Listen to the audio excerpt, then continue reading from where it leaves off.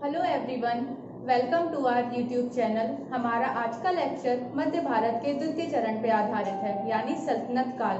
इस टॉपिक को हमने दो पार्ट्स में डिवाइड किया है, तो आज हम फर्स्ट पार्ट से स्टार्ट करने जा रहे हैं। कल हम लोगों ने मध्यकालीन भारत के प्रथम चरण की चर्चा की थी और यह बताया था कि प्रथम चरण में मध्यकालीन भारत में राजपूतों की स्थिति क्या थी, मध्य एशिया में इस्लाम का उद्भव कैसे हुआ था और किस प्रकार की परिस्थितियां उभर के सामने आई, जिन परिस्थितियों ने राजनीतिक, आर्थिक, सामाजिक, धार्मिक बदलाव आए। भारत के संदर्भ में किस प्रकार से बदलाव आए थे, आज चर्चा करेंगे दूसरे चरण की, मध्यकालीन भारत के दूसरे चरण की। और इस सेकेंड स्टेज में हम दिल्ली सल्तनत को लेते हैं। दिल्ली सल्तनत को हमने गौरी से लेना उचित समझा है।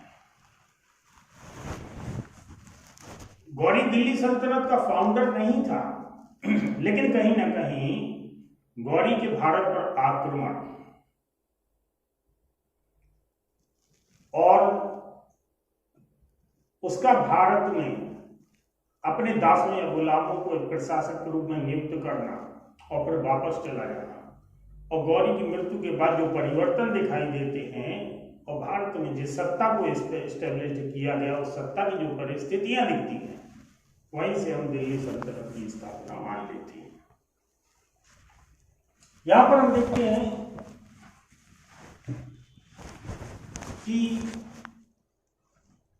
गजनी का जो साम्राज्य था, महमूद गजनवी के बाद गजनी का साम्राज्य कमजोर पड़ता चला गया और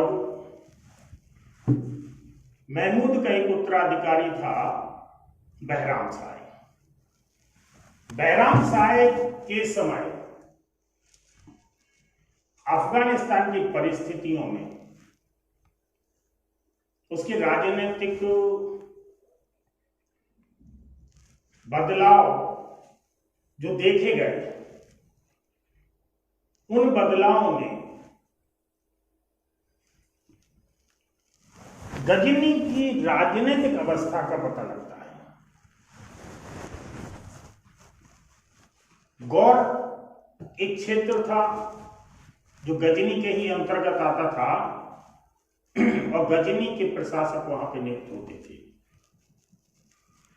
इसी समय घटना घटी, क्योंकि बहराम शाह एक कमजोर सुल्तान था,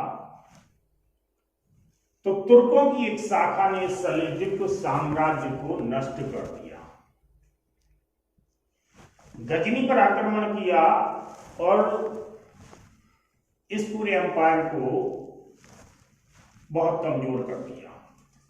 तो वहां पर एक शून्यता की स्थिति दिखाई दी। इस शून्यता की स्थिति में दो राज्य उभर के आए।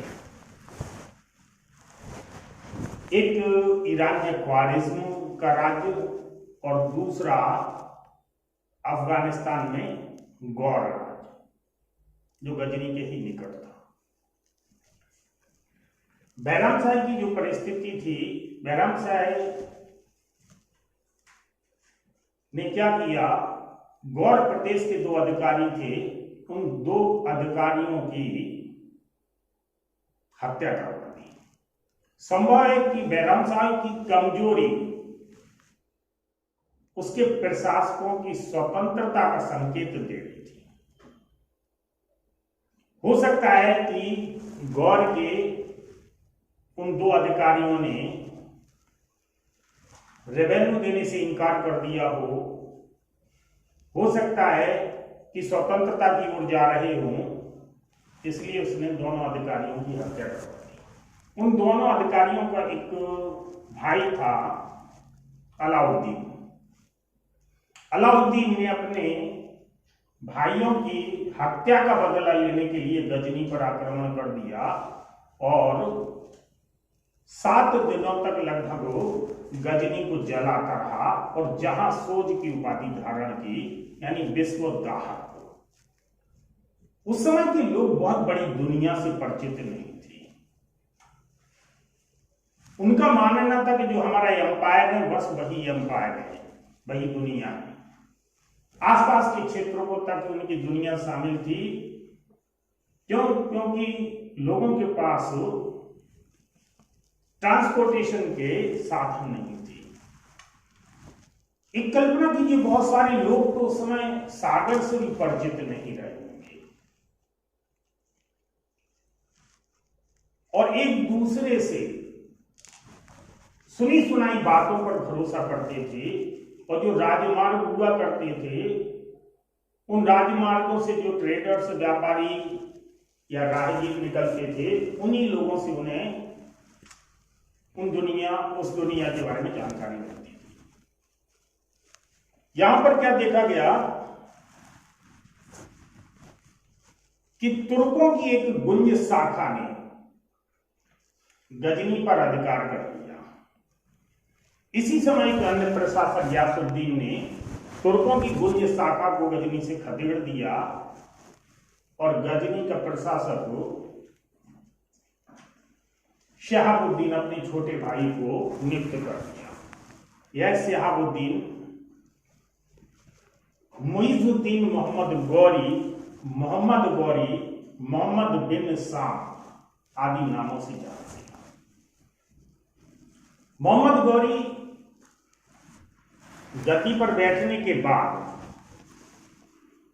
स्वतंत्रता की घोषणा नहीं करता है, बल्कि अपने भाई के प्रशासक के रूप में ही कार्य करता रहता है।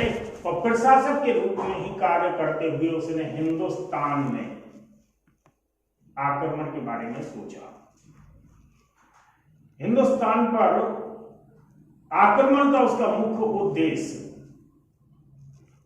प्रारंभ में पंजाब और सिंध क्षेत्र पर अधिकार करना था और भारत से धन प्राप्त करना था, जिससे वह अपने अफगानिस्तान के गौर क्षेत्र और गजनी क्षेत्र के प्रशासन को मजबूत बना सके। जब गौरी भारत की ओर आया तो उसने पंजाब और सिंध क्षेत्र पर अधिकार किया, लेकिन प्रारंभिक चरण में गौरी खैबर दर्रे से नहीं आना चाहता था। वह बोलन दर्रे को पार करता हुआ और गुजरात में प्रवेश कर गया। गुजरात में जब वह प्रवेश किया तो वहां पर एक शक्तिशाली राजा भीम द्वितीय था, जिससे उसकी टकराहट हो गई और भीम द्वितीय ने मोहम्मद गौरी को पराजित कर दिया। मोहम्मद गौरी को इस पराजय से गुजरात राज्य की शक्ति का एहसास हो गया और उसे इस राजनीतिक व्यवस्था ने सोचने के लिए मजबूर कर दिया कि पंजाब को आधिपत्य बनाए बिना हिंदुस्तान पर स्थायित्व लाना मुश्किल है। तब खैबर दर्रे को पार करता हुआ तो पंजाब को जीता। ऐसा भी कहा जाता है, जिसके बारे में एक कहानी है कि जब वह अपने गुजरात से पराजित होकर जब वह त्रिकैंप में टहल रहा था तो एक बुढ़िया एक छोटे से बच्चे को खीर या कुछ चीज खिला रही थी, तो बच्चे ने थाली में बीच में हाथ डाल दिया, जिससे उसका हाथ जल गया। तो बुढ़िया ने बच्चे को डांटा और उससे कहा कि किनारे से खाना चाहिए, किनारे पर ये जल्दी ठंडी होती है। गौरी इस बात को देख रहा था। गौरी को अपनी गलती का एहसास हुआ और उसे लगा कि मैंने बीच में हाथ डाल दिया, अर्थात मैंने उस शक्ति पे हाथ डाल दिया जो शक्ति ऑलरेडी महत्वपूर्ण थी और ताकतवर थी, इसलिए मेरी पराजय हुई। इसलिए उसने पंजाब को आधार बनाकर वह हिंदुस्तान की ओर बढ़ा। गौरी ने भारत पर अनेक आक्रमण किए। उसके आक्रमण का उद्देश्य पंजाब और सिंध क्षेत्र पर अपने अधिकार को बनाए रखना और हिंदुस्तान से बराबर आक्रमण करके धन को लूटना था। लेकिन उसे अपने बार बार आने में कोई प्रॉब्लम क्रिएट ना हो, इसलिए उसने अंतिम चरण में कुतुबुद्दीन ऐबक को फांसी का इक्तदार बना के और वापस चला गया। गौरी की कोई संतान नहीं थी, ऐसा माना जाता है। उसके दास थे, दासों से वह बहुत प्यार करता था।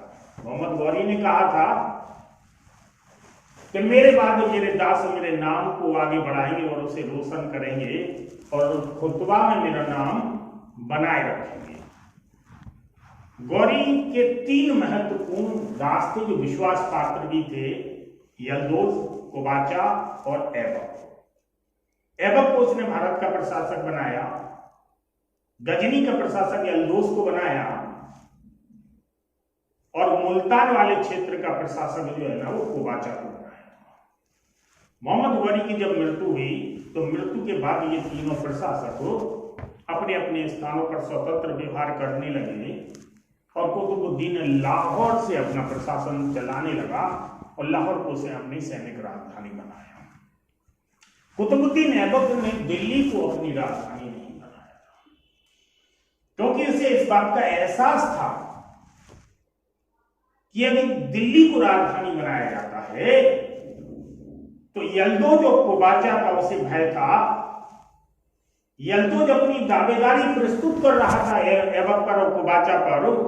उसका कहना था कि जो गद्दी पे गजनी की गद्दी पर बैठेगा वही सुल्तान होगा, और गजनी की गद्दी पर यल्दोज बैठा हुआ था गौरी के बाद। ऐबक लाहौर से नियंत्रण रखना चाहता था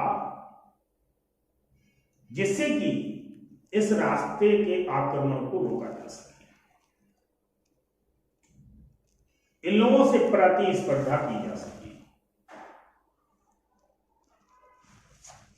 हालांकि आगे चलकर यल्दोज और कुबाचा की समस्याओं का समाधान हो गया, लेकिन यह समाधान इल्तुतमिश के द्वारा निकाला गया।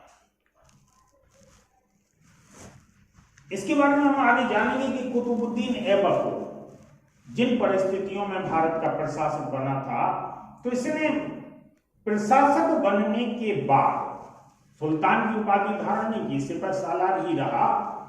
लेकिन प्रशासक बनने के बाद किसी क्षेत्र को जीता, अगर नहीं जीता तो क्यों नहीं जीता? प्रशासक बनने के पहले उसने उन क्षेत्रों को जीता जिन क्षेत्रों को गौरी न जीत सका। जिस गुजरात से पराजित होके गौरी वापस चला गया था, उसी गुजरात को ऐबक ने जीता था। ऐबक ने भारत के बहुत सारे क्षेत्रों को जीता, लेकिन इन क्षेत्रों की विजय गौरी के समय हुई थी। प्रशासक करने के बाद ऐबक की लगभग नगण्य विजय रही है। 1206 से 1210 तक ऐबक सल्तनत का प्रशासक रहा। 1208 में से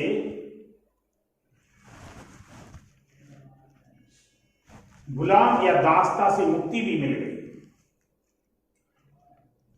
इस टॉपिक पे हम आगे चल के यह चर्चा करेंगे कि कुतुबुद्दीन ऐबक को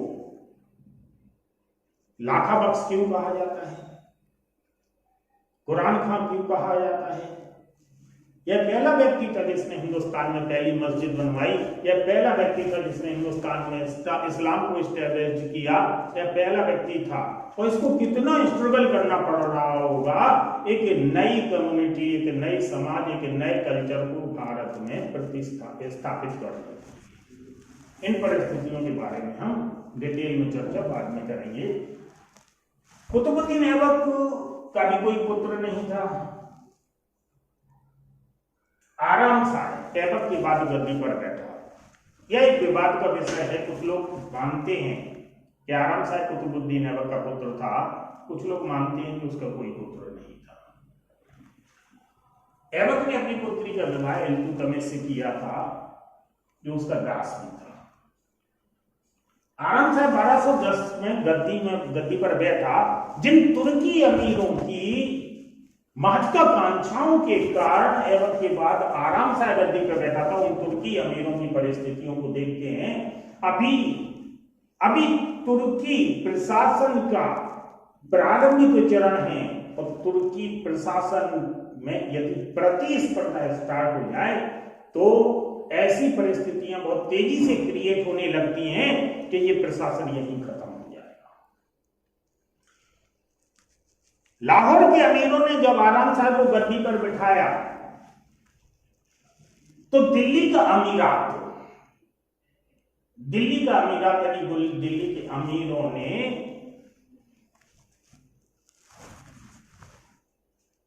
इस कमजोर व्यवस्था को स्वीकार नहीं किया, और वो चाहते थे कि सल्तनत के प्रारंभिक चरण में कोई मजबूत प्रशासन बैठना चाहिए, जिससे कि यहां पे एक वास्तविक प्रशासन एस्टेब्लिश हो सके, क्योंकि ऐबक तो युद्धों में ही लगा था, या फिर ऐबक को तो टाइम ही नहीं मिला है यहाँ पे प्रशासन को एस्टेब्लिश करने का। इसलिए बदायूं का जो गवर्नर था इल्तुतमिश, उसको दिल्ली के अमीरों ने बुलाया और उसको सुल्तान स्वीकार कर लिया। इल्तुतमिश 1211 से 36 तक सुल्तान के पद को सुशोभित करता रहा। इल्तुतमिश दिल्ली सल्तनत का वास्तविक संस्थापक माना जाता है, क्योंकि यह पहला व्यक्ति था जिसने हिंदुस्तान में प्रशासन को, रेवेन्यू को, एक सोशल सिस्टम को, टर्की सोशल सिस्टम को व्यवस्थित किया था। इसने मुल्तान से लेकर लखनऊ तक, मुल्तान आप समझ सकते हैं पाकिस्तान में पड़ता है, और लखनऊ जो है ना बंगाल में पड़ता है। मुल्तान से लेकर लखनऊ तक के क्षेत्र को विभिन्न एकताओं में बांट दिया था, और उन एकताओं में एक एकतादार नियुक्त कर दिया था। भाई एकतादार उस संपूर्ण एकता की प्रशासन को देखता था, संपूर्ण एकता के रेवेन्यू सिस्टम को देखता था, राजस्व वसूल करता था, उसके पास अपनी एक सेना होती थी। भाई अपना वेतन, अपने सैनिकों का वेतन निकाल के जो रेवेन्यू बचता था, जिसे फवाजिल कहा गया है, उस राजस्व को केंद्रीय व्यवस्था के पास भेज देता था। फवाजिल का मतलब होता है सरप्लस या एक्स्ट्रा, उसे केंद्रीय व्यवस्था के पास भेज देता। इल्तुतमिश इस बात को समझ गया था कि ऐबक और आराम साहब की परिस्थितियों में तुर्की सुल्तानों की महत्वाकांक्षा कितनी बड़ी थी। वो चाहते थे कि सुल्तान ऐसा बंदा बने जो उनकी अंगुलियों पर बचे, और इन अमीरों में भी दो गुट उभर के सामने आ रहे थे, एक राजधानी के यानी प्रशासन के अंदर के अमीर और एक राजधानी के बाहर के अमीर, यानी बाहर के जो उनके अमीरात थी जो एकताओं में, उन अमीरों का भी एक अपना मुख था, और वो अंदर प्रवेश करना चाहते थे, यानी प्रशासन में अंदर अपना महत्व बढ़ाना चाहते थे। वो अंदर की अमीरात जो है अपने हक को छोड़ना नहीं चाहते। इस प्रतिस्पर्धा में इल्तुतमिश ने यह फील कर लिया कि जब तक एक मजबूत एडमिनिस्ट्रेशन नहीं बनाया जाए, जब तक एक कैबिनेट की तरह मिनिस्ट्री ना हो, तब तक इस प्रशासन की व्यवस्था को चलाना काफी मुश्किल होगा। इसीलिए इल्तुतमिश ने अपने प्रशासन को व्यवस्थित करने के बाद एक तुर्की चहलगानी का गठन किया, यानी 40 महत्वपूर्ण तुर्की सरदारों का गठन किया जो इस प्रशासन को चलाते, और ये 40 के 40 सरदार सुल्तान के प्रति वफादार थे। इल्तुतमिश के 40 उन वफादार सरदारों ने प्रशासन में महत्वपूर्ण भूमिका निभाई। लगभग 25 सालों के शासन में इल्तुतमिश ने सल्तनत को एक अच्छा प्लेटफॉर्म दिया।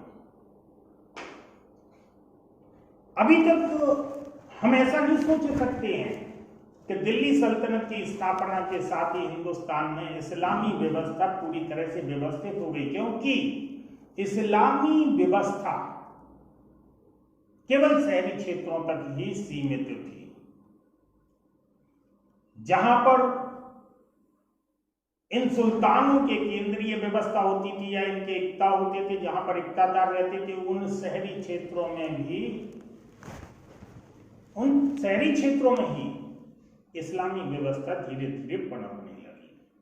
लेकिन ग्रामीण क्षेत्र अभी भी इससे अछूते रहे। प्रोटो अर्बन एरियाज यानी कस्बे भी अभी इससे अछूते रहे। बहुत सारे परिवर्तन देखे गए। इस नई कम्युनिटी के हिंदुस्तान में आने से संस्कृतियों का मिलन देखा गया, नए शिल्पों का आधार देखा गया, भारतीय शिल्पों में बदलाव देखा गया, भवन निर्माण में बदलाव देखा गया, यानी आर्किटेक्ट में बदलाव देखा गया। धीरे धीरे ये सभी बदलाव दिखाई देते हैं। इल्तुतमिश की मृत्यु के बाद रुकनुद्दीन फिरोज गद्दी पर बैठा। इल्तुतमिश ने अपनी राजधानी लाहौर की बजाय दिल्ली बनाई थी। रुकनुद्दीन फिरोज एक कमजोर शासक था या एक कमजोर सुल्तान था। उस पर उसकी माता शाह तुर्कान का प्रभाव था और शाह तुर्कान एक बर्बर स्त्री मानी जाती थी, अनिस डिक्टेटरशिप वाली स्त्री मानी जाती थी। इल्तुतमिश संभवतः अपने बेटे की बजाय अपनी बेटी रजिया को सुल्तान बनाना चाहता था। उसने अपने ही जीवन काल में रजिया को प्रशिक्षित किया, उसे स्वतंत्रता दी। आराम से जब गद्दी पर बैठा तो कुछ तुर्की अमीर इस व्यवस्था से खिन्न थे। उन्हें लगता था कि आराम शाह जैसा कमजोर शासक सल्तनत को नहीं संभाल पाएगा। इसी संदर्भ में हम देखते हैं कि दिल्ली को लाहौर, मुल्तान, हांसी और बदायूं के 4 इक्तादारों ने घेर लिया। जैसे ही रुकनुद्दीन फिरोज इन इक्तादारों को दिल्ली से भगाने के लिए दिल्ली से बाहर निकला, इसी का फायदा उठाते हुए रजिया सुल्तान दिल्ली की जामी मस्जिद में लाल वस्त्र पहनकर जनता के समक्ष शुक्रवारी नमाज के दिन उपस्थित हुई और जनता से न्याय की अपील की। लाल वस्त्र उस समय न्याय मांगने का संकेत होता था। जनता के समक्ष उसने भावुक भाषण दिए और उसने बताया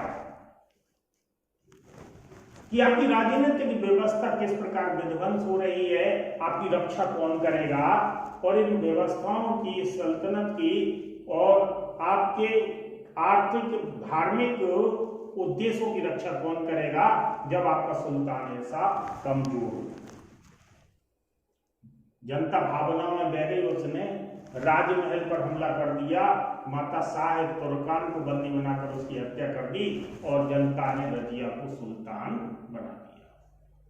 सल्तनत के इतिहास में किसी स्त्री को जनता के द्वारा पद प्रदान करना यह पहला उदाहरण। रजिया सुल्तान 1236 से 40 तक शासन किया। रजिया सुल्तान के सामने एक समस्या थी इन 4 अमीरों की जिन्होंने दिल्ली को घेर रखा। यहां पर उसने कूटनीति का सहारा लिया। दिल्ली का वजीर जुनैदी भी इन अमीरों से मिला हुआ। रजिया ने उन अमीरों के मध्य यह अफवाह फैला दी कि उन अमीरों में से प्रत्येक अमीर व्यक्तिगत रूप से रजिया से मिला हुआ है। अविश्वास की भावना फैल गई उन अमीरों के मध्य और उन्हें ऐसे लगने लगा कि रजिया ने संबंधित अमीर के साथ मिलकर हमारी हत्या करने की योजना बनाई है। और चारों के चारों अमीर जो है वो दिल्ली छोड़कर भाग गए। जुनैदी भी दिल्ली छोड़कर भाग गया और ग्वालियर में सड़ा। रजिया सुल्तान के समय तबर हिंद यानी बठिंडा, मुल्तान और अन्य विद्रोह हुए और उसने सफलतापूर्वक इन विद्रोहों का दमन किया।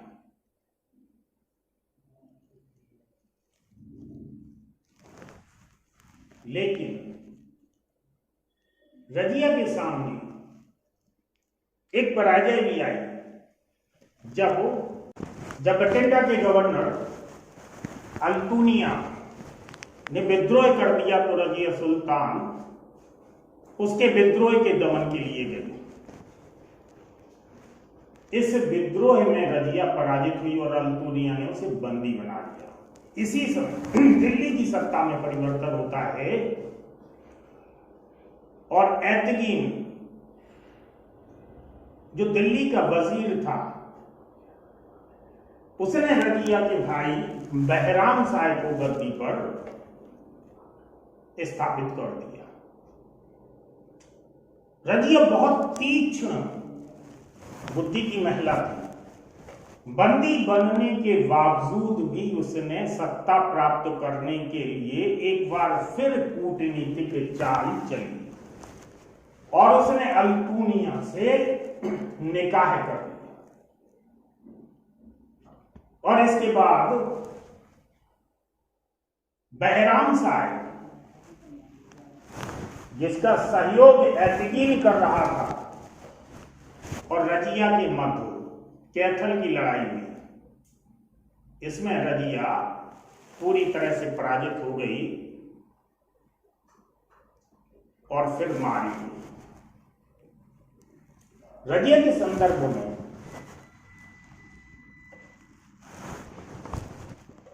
अगर हम विचार करते हैं और वास्तव में देखते हैं तो एक कल्पना कीजिए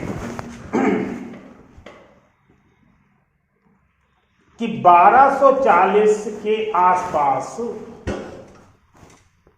के समाज को और मुस्लिम समाज को या हिंदू समाज को उस समय स्त्रियों की दशा क्या रही। उस समय स्त्रियों को घर से बाहर नहीं निकलने दिया जाता था। Female life is a property at that period. स्त्रियां पर्दे में रहती थी, लेकिन रजिया जैसी स्त्री चोगा पहन के आने लगी, अर्थात कोट पहन के आने लगी, टोपी लगाने लगी, घोड़े पर सवारी करने लगी और सक्रिय भूमिका निभाने लगी शासन सत्ता को चलाने के लिए। स्त्री होकर